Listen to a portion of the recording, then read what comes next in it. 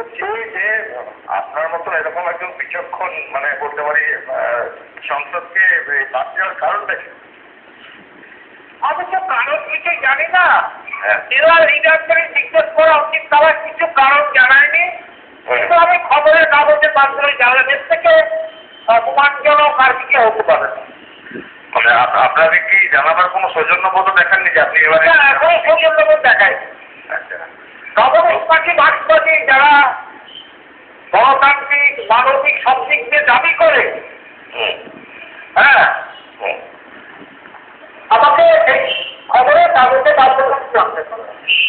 এইটুকু আপনাকে দায়িত্ব নিয়ে বলতে পারি, আমি কিন্তু নন পলিটিক্যাল থাকবো না, আমি কিন্তু পলিটিক্যালই থাকবো।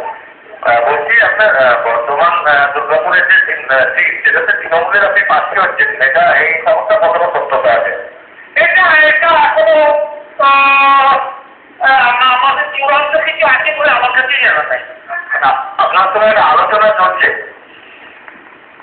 আলোচনা বিভিন্ন নিয়মিত বলতে কথাবার্তা কিন্তু ফোন থেকে সরকার থেকে আপনার সাংবাদিকরা যেমন বলছে, তখন আমি বলছি যে এটা কালকে শুনলাম, আমাকে তো জানাইনি ওরা।